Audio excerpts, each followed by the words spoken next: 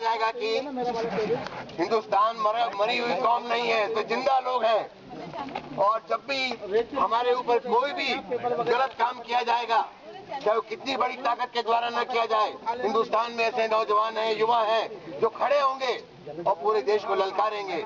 आज आपने ललकारा है, इसके लिए आपको लाख सलाम।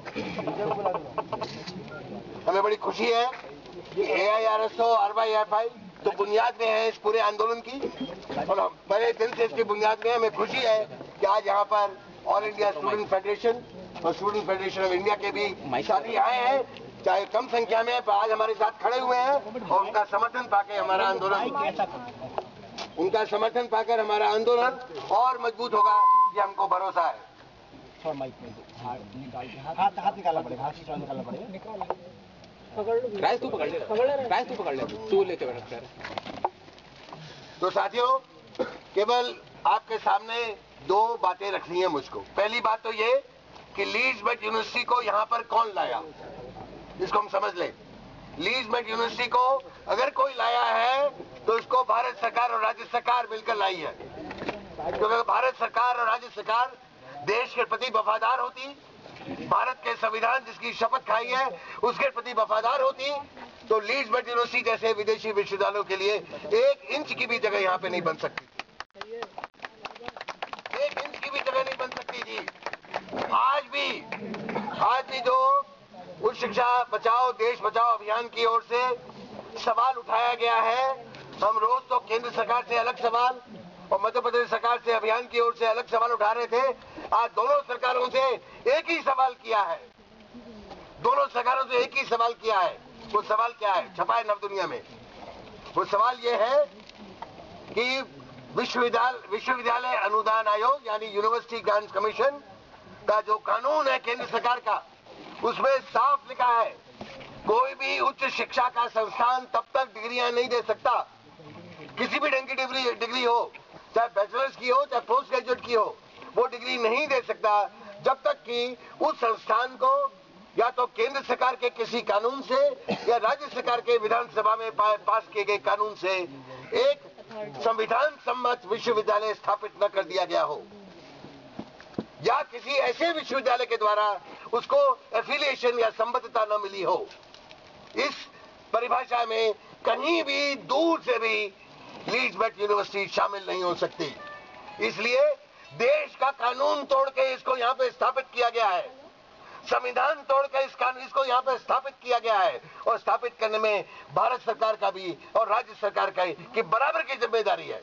अगर आज राज्य सरकार तय करे कि गैर कानूनी संस्थान है तो इसकी बिजली कट सकती है, इसकी बिजली तत्काल काटी जा सकती है, इसकी सड़कें बंद हो सकती हैं, इसकी जमीन छीनी जा सकती है, वापस भोपाल की जनता को लौटाई जा सकती है। ये जंगल की जमीन है, ये रिजर्व फॉरेस्ट की जमीन है, गैर कानूनी काम के लिए इस्तेमाल की जा रही है। ये जमीन वापस ली जाए, इसकी बिजली काटी जाए, यहाँ की सड़क बंद की जाए, होश ठिकाने लग जाएंगे और इसको चलाने वाले लोगों को हिरासत में लेने की जरूरत है देश का कानून तोड़ने के लिए। दूसरी बात मेरे नौजवान साथियों, ये गांठ बांध के रख लो, ये दोनों सरकारें केंद्र की और राज्य की क्यों झुकी? ये इसलिए झुकी कि इन्होंने भारत के सामाजिक हितों को, राजनीतिक हितों को ताक पे रख दिया, कानून को, संविधान को धता बताई और विदेशी पूंजी को भारत में लाने के लिए विदेशी पूंजी से ज्यादा आतुर हो गई। और विदेशी पूंजी क्या करना चाह रही है? विदेशी पूंजी भारत के तमाम उच्च शिक्षा के ऊपर अपना कब्जा करना चाह रही है, ताकि उसका विदेशीकरण हो, उसका बाजारीकरण हो और वो दुनिया के बाजार के कब्जे में आए। इसके लिए एक विश्व व्यापार संगठन, वर्ल्ड ट्रेड ऑर्गेनाइजेशन और gets general agreement of trade and services बना है। और इस सरकार ने, हमारी सरकार ने एनडीए की सरकार के जमाने में उच्च शिक्षा को WTO के एजेंडे के पटल पे रख दिया, यानी ये कहा कि उच्च शिक्षा अब दुनिया के बाजार में बिकाऊ माल है। यूपीए सरकार ने उस एजेंडे को आगे बढ़ाया और आज तक उसको रखा वहां पटल पर, और अगर इसको वापस नहीं लिया गया तो ये हमेशा के लिए एक फंदा हो जाएगा भारत की उच्च शिक्षा पर। यहाँ पर फिर कोई भी विदेशी पूंजी, कॉर्पोरेट पूंजी वाले आकर, बहुराष्ट्रीय पूंजी वाले आकर अपना यहाँ पे निवेश कर सकेंगे और यहाँ के पर कब्जा कर सकेंगे। वो हमारे ज्ञान पर कब्जा करेंगे, हमारी शिक्षा पे कब्जा करेंगे, हमारे मानस पे, चिंतन पे, सोच पे कब्जा करेंगे। और जब वो होगा तो भारत का लोकतंत्र नहीं बचने वाला। लोकतंत्र के विचार को बदलेंगे, लोकतंत्र को नष्ट करेंगे, ये उनका मकसद है, लोकतंत्र को खत्म करना। और भारत में जो आज थोड़ा बहुत भी पाबंदी लगी है उसको खत्म करना। एक और बात वो ये समझने की है कि ब्रिटेन की, यूरोप की, अमेरिका के और ऑस्ट्रेलिया के बड़े बड़े कॉर्पोरेट घराने, कॉर्पोरेट पूंजी वाले क्यों आना चाहते हैं? कोई हमारा भला करने नहीं आ रहे हैं, भला करने नहीं आ रहे हैं, वो आ रहे हैं अपने मुनाफे के रास्ते खोजने के लिए। चूंकि उनके यहाँ मुनाफे के रास्ते बंद हो रहे हैं, तो भारत में मुनाफे का जरिया बनाया जा रहा है उच्च शिक्षा को। इसके अलावा अमेरिका में, ब्रिटेन में, यूरोप में वहां की सरकारें अपने विश्वविद्यालयों को, अपने कॉलेजों को जो धन देती थी, उसकी फंडिंग करती थी, अनुदान देती थी ताकि वो अच्छा चले, उन्होंने पिछले 10 सालों में अनुदान घटाना शुरू कर दिया है। तो वहां की उच्च शिक्षा में संकट है पैसों का। और भारत सरकार कह रही है घबराओ नहीं, हम तुमको तुम्हारे संकट से उबारेंगे, तुमको धंधा पानी देंगे, यहाँ पर तुमको मुनाफा कमाने के रास्ते खोलेंगे। हमारी सरकार अब विदेशी पूंजी पर चलने वाले विदेशी विश्वविद्यालयों को उनके आर्थिक संकट से उबारने के लिए उनको यहाँ पर कारोबार खोलने की इजाजत दे रही है। इसलिए हम सब सतर्क हो जाएं, 1 इंच उनको जगह नहीं मिलनी चाहिए। संसद में अगर विदेशी शिक्षा विधेयक पास हो गया, जो बजट में पास करवाने के लिए सिब्बल साहब, मनमोहन सिंह जी लगे हुए हैं और तमाम राजनीतिक दल उनके साथ खड़े हैं, चाहे चुप होकर खड़े हैं, चाहे जोर से बोल के खड़े हैं, सब साथ खड़े हैं। अगर ये पारित हो गया तो इन सब लोगों को खुली छूट मिल जाएगी और भारत की उच्च शिक्षा में विदेशी प्रत्यक्ष निवेश, फॉरेन डायरेक्ट इन्वेस्टमेंट के रास्ते खुल जाएंगे। आप समझिए, जिस विश्व व्यापार संगठन के दायरे में उच्च शिक्षा को डाला जा रहा है, उसमें क्या है? उसमें लिखा है जब एक बार उस दायरे में हम चले जाएंगे तो जो भी समर्थन भारत सरकार और राज्य सरकारें हमारे अपने विश्वविद्यालयों को देंगी, वो ही समर्थन उनको विदेशी विश्वविद्यालयों को देना पड़ेगा। ये बात जानते हैं, तुम जानते हैं, हमसे ज्यादा पढ़ते हैं इन कानूनों के बारे में।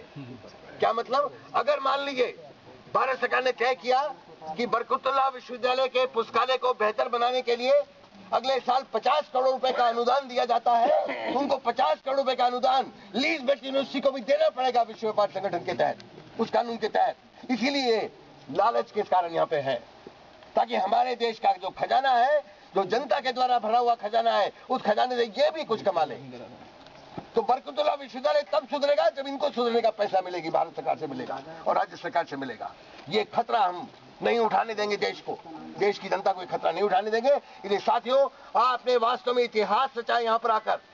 हिम्मत मत खोइएगा, लड़ाई लंबी होने वाली है, लड़ाई को तेज करना पड़ेगा। कल इसीलिए हम लोग 16 तारीख को रैली निकाल रहे हैं एमपी नगर जोन 1 से, आमेर पैलेस तिराहे से, और वहां से ज्योति टॉकीज होते हुए बोर्ड ऑफिस आएंगे। और बोर्ड ऑफिस में आप लोगों ने पहले भी धरने दिए हैं, बोर्ड ऑफिस में सब पहुंचेंगे। आमेर पैलेस तिराहे पर 11 बजे इकट्ठे होंगे और फिर बोर्ड ऑफिस में 12:30 पहुंचेंगे, शाम तक धरना देंगे और उस इलाके की जनता को भी बताएंगे क्या हो रहा है। अभी हजारों दस्तखत इकट्ठे हो गए हैं, प्रधानमंत्री के बाद दस्तखत ले जाए जाएंगे और पूरी एग्जीबिशन लगाएंगे। भारत भोपाल की जनता ने जो दस्तखत करके प्रधानमंत्री तक अपनी आवाज पहुंचाने का तय किया है, वो आवाज पहुंचाई जाएगी और दबाव बनाया जाएगा भारत की संसद में। जब विदेशी विश्वविद्यालय के विधेयक पे चर्चा होगी, हम वहां खड़े होंगे आपके दस्तखत लेकर। इसलिए अब एक बारी जोश में आकर खड़े होइए और लगाइए, जोश में आइए।